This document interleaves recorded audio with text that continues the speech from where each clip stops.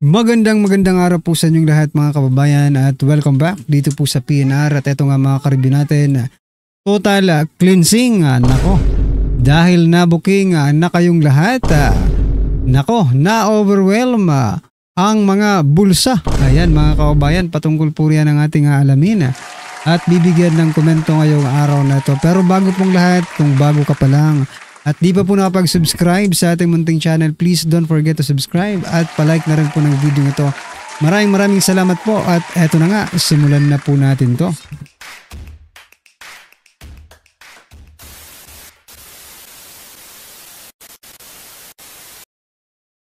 So yan mga kababayan, bago po natin muling i-play ang video ito, pasadahan po muna natin ang mga nagte-trending na mga balita dito po sa mundo ng social media at unahin na nga po natin ito. Nako, ito na naman si Ante Clara, yan o. Sabi po dito ni Attorney Clara ay si Jose Claire Castro, no? PBBM maagang gumigising, di tulad ng ibang leader na late sa media coverage. Nako po, sino kaya itong pinasasaringan na naman ni Claire Castro? Anyway, kung palaging maagang gumigising si President Bongbong Marcos Jr., bakit walang accomplishment? Di ba? Baka puro gising lang, baka laging gising lang at walang ginagawa dahil wala naman tayong nakikitang accomplishment. Sabi nga po dito ng isang vlogger, no? Sabi po ni Sir Rob Rances, wala na bang ibang accomplishment today maliban sa paggising ng maaga? Nako po. Pwede namang kompleto 8 hours ang tulog. Ang importante kung gising, umaandar ng maayos ang utak at may accomplishments. Anyway, congrats sa paggising ng maaga, Baby M. Batang bata Baby M. Ano naman kumagang magising? Di ba? Si Tatay Digong nga noon madaling araw na natutulog. Di ba? Kasi matanda No? Maraming ginagawa, maraming accomplishment si PBBM ang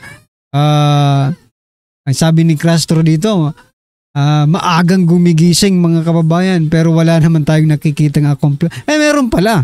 Meron pala tayong nakikitang mga accomplishment. Itong mga nangyayari ngayon dahil naman to sa administration niya, di ba? Ito pong mga flood control project anomalies, yung sa PhilHealth at marami pang iba. Utang dito, utang doon. Yan po yung mga accomplishments siguro ni Baby M. Nako po Anyway, ano po ang inyong masasabi dyan? At eto, pasadahan din po natin ang si Claire Castro pa rin mga kababayan. Sabi niya po dito, Pilipinas nakaalpas na sa listahan ng high risk third countries ng EU.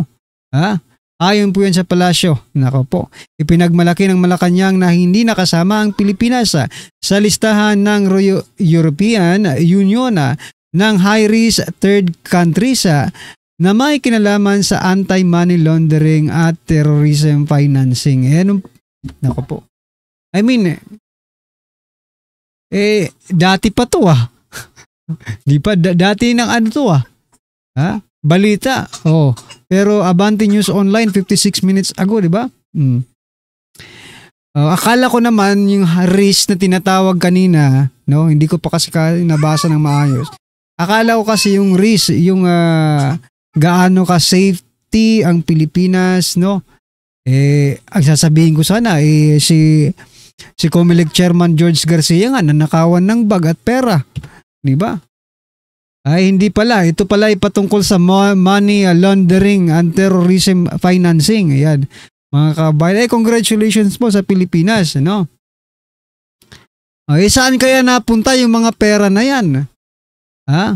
Balita ko nga, di ba si Senator Rodante Marcoleta ay question nung siya po ay congressman pa, question po si Comelec Chairman George Garcia dahil po sa account niya, offshore account ni Garcia. Matuturing ba nating na money laundering yan? Di ba? Yung offshore account, kung meron man. Si Comelec Chairman George Garcia, ibig sabihin lang nito mga kababayan, ako, pinaglolo ko na naman po tayo nito. Ha? At maybe hindi lang po si Garcia ang may offshore account na pwede po nilang gamitin anytime, anywhere mga kaubayan para maglaban ng mga pera. Anyway, ano pong inyong masasabi dyan mga karibin natin? I-comment nyo na lang. At eto, President Bongbong Marcos Jr., balikan lang po natin yung sinasabi niya. Kaya nga po nalagay ko sa thumbnail kanina mga kababayan ito. Nako, na-overwhelm ang mga bulsa. Kasi ito po ang sabi noon ni President Bongbong Marcos Jr. patungkol po dyan sa flood control na yan. Sabi niya po dito, maraming nagsasabi. Nababasa ko sa dyaryo, naririnig ko sa dyaryo telebisyon. Nababasa ko sa dyaryo, naririnig ko sa radyo at telebisyon. Nasaan ang mga flood control? Nako, ang sagot niya po nandyan ang mga flood control na overwhelm lang. Aba, ngayong nagkabistuhan na, no, about dito sa mga anomalies, no, dito po sa flood control, mga project, ghost project. Aba, hindi kaya mga bulsa na mga politiko at mga contractors ang na-overwhelm? Di ba? Baka yung mga bulsa nila ang punong-puno at umaapaw. Yun talaga ang nangyayari. Sa ngayon, base po sa investigasyon dyan sa Blue Ribbon Committee sa Senado, ay parang ganun nga. Ilan pong mga congressman at contractor din. Kaya nga tinatawag silang contractor. Congressman na, contractor pa. Di ba? Sila lang po yung na-overwhelm yata yung kanilang mga bulsa, mga kababayan. Hindi ba natin pwedeng sisihin si President Bongbong Marcos Jr. kasi wala po akong naririnig coming from the House of Representatives na maglalakas ang loob na sabihin direct to the point kay President Bongbong Marcos Jr. na President Bongbong Marcos Jr. isa ka sa pumirma para mailabas ang mga trilyones na ito para magkaroon ng pondo ang mga flood control projects na ito. Biruin nyo mga kababayan sa 125 million na confidential fund ni Vice President Sara Duterte, ang gagaling ninyo.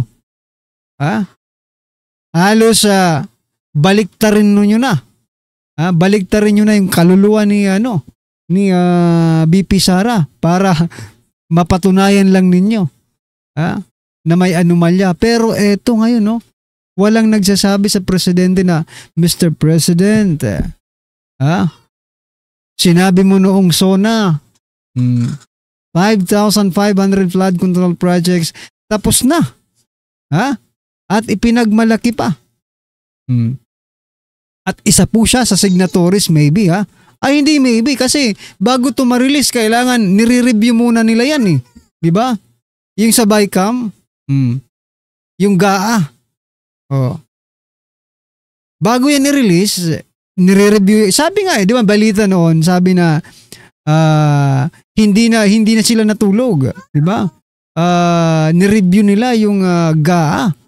Bago nila pinirmahan yon. Ibig sabihin mga kababayan, nakita nila lahat po ng budget ng flood control projects. Pero bakit ngayon mukhang parang wala lang, di ba? Parang walang nangyari, parang wala naman akong sinabi na parang ganun lang, di ba? Siguro ko, isipin na lang siguro ni President Bongbong Marcos Jr., bahala na. Nakakaya ito pero kailangan kong gawin. Di ba? Yun sana ang maganda. Kahit nakakahiya, aminin nyo na pagkakamali kayo. Di ba? Kasi kapag hindi nyo yan inamin, gagawin nyo pa rin yan sa mga susunod. Kaya nga umuutang na naman ngayon Di ba? Uutang sila ngayon, pangbabayad sa utang, yung sobra, paghahati-hatian ng mga buhaya, wala nang natira sa mga ordinaryong Pilipino. Pero sinong magbabayad? Taong bayad. Nako, ang gagaling ninyo Sana lang talaga meron pong makulong dito po sa investigasyon, dito sa flood control anomalies na ito. Okay? Alright.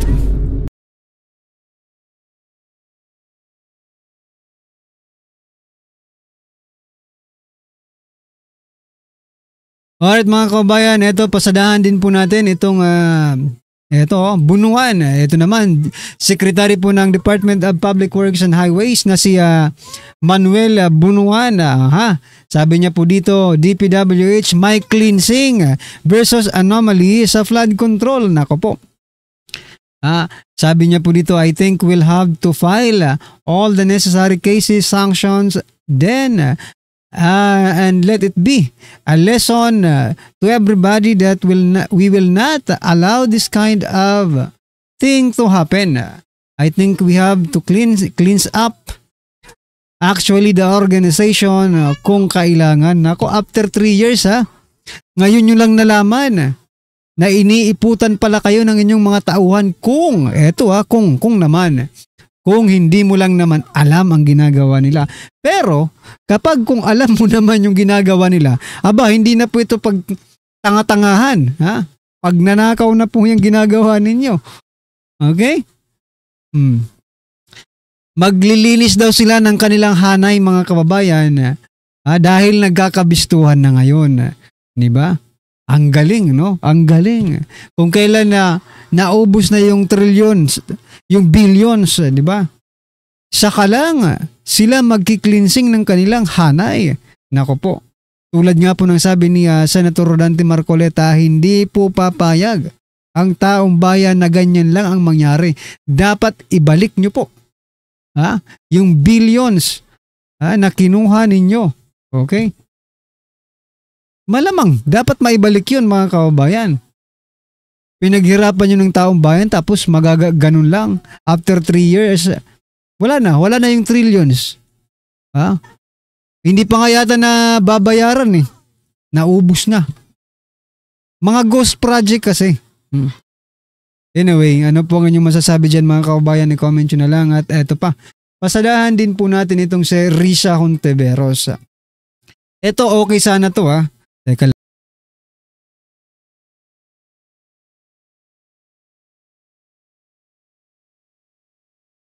Okay sana itong sinasabi ni Risa Hontiveros, no? Sabi niya po dito, dahil sa korupsyon ng ilan, patuloy na naghihirap ang karamihan. Totoo, palakpakan po natin siya. Pero, eto, iriribat ko rin kay Risa Hontiveros. You're talking about corruption. Pero parang alanganin kasi kung ikaw ang nagsasalita ng ganyan Kasi kapag nagsasalita, eto anong tanungin ko po kayo anong first impression nyo kay Risa Hontiveros?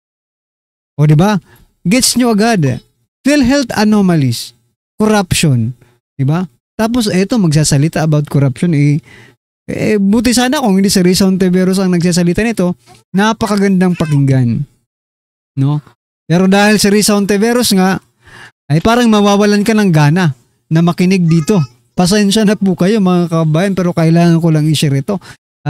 Kasi baka maraming mabudol sa Risa Hontiveros. Anyway, ito pa mga karibyo natin. Last po natin pag-uusapan bago po natin i-play yung video. Mukhang nagkakaroon na nga ng, di ba sabi ko kanina sa last vlog natin, sabi ko kanina, baka tahimik itong mga tonggrista na ito dahil gagawa sila ng script pa, no, to divert the issue of this flood control anomalies. Eto nga ang balita mga kababayan. Mula po sa balita 1 hour ago, higit 300 nagsumiti ng aplikasyon sa ICC bilang drug war victims laban kay former President Rodrigo Roa Duterte. May application pa lang ginagawa sila. Okay? Ibig sabihin, may screening na ginagawa. Kung sino yung nakapasa sa kanila. Di ba? Sa dami niya, di ba? Sabi nila, 30,000 po yung biktima. Bakit 300 lang ito? Dagdagan nyo naman. Hindi kayo paniniwalaan ng ICC kung 300 lang yan. Di ba? I think mga kababayan, abangan lang po natin sa mga susunod na araw kasi baka yung issue ni former President Duterte na naman, no, yung buhayin nila para naman mapagtakpan, no? Hindi natin alam kung anong posible nilang gawin, pero abangan lang po natin baka kasi ito yung ipangtapal nila para matakpan itong issue sa flood control project, no? para makalimutan agad ng taong bayan. But I think hindi sila magtatagumpay kasi nag-start na po mag-imbestiga si Senator Marcoleta sa Blue Ribbon Committee, no? Kaya masasayang lang kung ano man po yung plano nila. I think hindi po sila magtatagumpay para pagtakpan ang isyong ito. Okay. Ito mga kababayan, pakinggan po natin to at bigyan po natin ng reaksyon. Nako, ito po ang title dito. Malaking good news to. Napaamin. Ako, Erwin Kasabwat pala. Sa wakas na bulabog. Anyway, gaano kaya ito na totoo mga kababayan? Ito, pakinggan po natin to. Ito ang balitang viral at trending ngayon sa mundo ng social media na dapat malaman ng taong bayan. Huwag kasing magmagaling at magyabang dahil baka ikaw ay mapahiya kung di mo man mapangalanan. Ito ang sigaw ng marami sa ating mga kababayan. Matapos ang unang hearing ng Blue Ribbon Committee, Senator Erwin Tulfo, sinupalpal ni Senator Rodante Marcoleta. Totoo kaya ito mga kapanig? Ating alamin. Pero bago tayo magpatuloy mga kapanig, kung bago ka pa lamang sa aming channel, ay huwag kalimutang mag-like, subscribe, notification bell para mas mag-update ka lalo sa lahat pa ng mga bagong videos na i-upload namin. At yun na nga mga kapanig, huwag maging pasikat at magyabang, lalo na't hindi mo naman kayang pangalanan. Ito ang tila matinding sigaw ng taong bayan sa mundo ng social media. Matapos tila nasupalpal at harapang pinitik na Senate Blue Ribbon Committee Chairman Senator Rodante Marcoleta ang senator na si Erwin Tulfo sa isinesagawang Senate Blue Ribbon Committee hearing patungkol sa kontrobersyal na maanomalyang mga flood control project na hanggang ngayon ay isa sa nagpapahirap sa maraming Pilipino at sa bansang Pilipinas. At matapos di umanong magbida-bida sa kanyang speech kaugnay sa kontrobersyal flood control projects ng bansa, dahil hindi na nakaligtas sa kamay na bakal ng Senator Rodante Marcoleta, agad ditong sinupalpal sa harap ng Senate hearing o tila nasampal ng katotohanan ang senador. Matapos ng tila magpasikat na naman sa Senado dahil dito harapang pinitik agad mismo sa hearing ng Senator Rodante Marcoleta ang senador na si Tulfo sa mga pinagsasabi nito. At sinabihan ito ni Senator Marcoleta na pangalanan ang mga sangkot na di umano'y kontrobersyal na flood control project na siyang nagpapahirap sa maraming Pilipino, lalong-lalo na sa Luzon. Nang lumabas nga ang balitang ito ay umani agad ng samut-saring komento mula sa marami sa ating mga kababayan na kung saan ay marami nga sa kanila ngayon ang hindi napigilan ng kanilang sarili na maglabas ng kanilang hinaing at komento sa mundo ng social media. At ayon pa sa kanila, tulad dapat na Senator Marcoleta ang lahat ng senator may tapang, malasakit at talino. 2 beses kong ibinoto si Senator Marcoleta dahil malaki ang tiwala ko sa kanya. Sa pagboto sa kanya ang ikalawang pagkakataon, hindi na ako nabigo. Salamat sa Panginoong Hesus. Binigay siya para magsilbi sa taong bayan at hindi siya takot sa mga kurakot. Panahon nila kasi padami ng padami ang mas sasama. Isa ito na sign na nalalapit na ang wakas. Salamat sa may paninindigan at prinsipyo na namumuno sa bansa natin. Tuloy lang Senator Marcoleta, nasa iyo ang taong bayan at ang ating Panginoong Diyos. God is with you always. Pugos, Senator Marcoleta. Managot ang managot. Ang kurap. God bless, Senator. Ayan po, galit na galit si BBM. Nasa Baliwag, Bulacan. Kita niya po at pinapakita po ngayon sa media. Yan, si Sir Badong Aratiles, no? Project. Ayan. Sabi pa ni BBM, wala ni isang nagawa. Ayan, no? Ayon kay BBM, walang ginawa. Kahit isang araw hindi nagtrabaho. Kahit puntahan nyo, wala kayong makikita kahit. Pero kung dito, ito po, ang proyekto pong ito ay mayroon pong tatak na under ng DPWH. Ito po ay completed. Oh, ibig sabihin lang yan mga kababayan, kasabwat ang DPWH, di ba? Kasi bago nila pirmahan yan, no?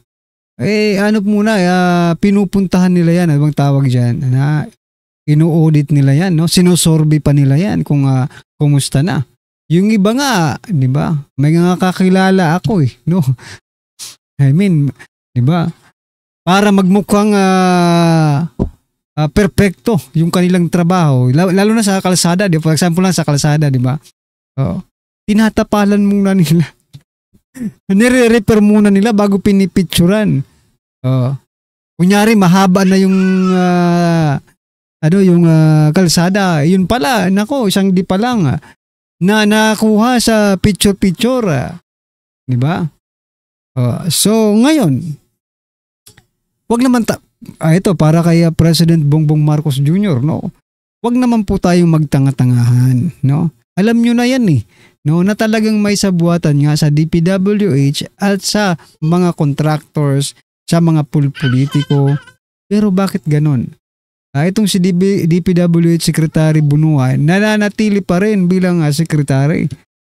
Yun yung dito, yung matindi. Diba? Anyway mga kababayan, ano po ang inyong opinion, reaction patungkol po dito, i-comment nyo na lang po sa baba. Para at least alam po ng ating mga kababayan ang inyong opinion. Maraming salamat po. Please don't forget to like the video. Maraming salamat po.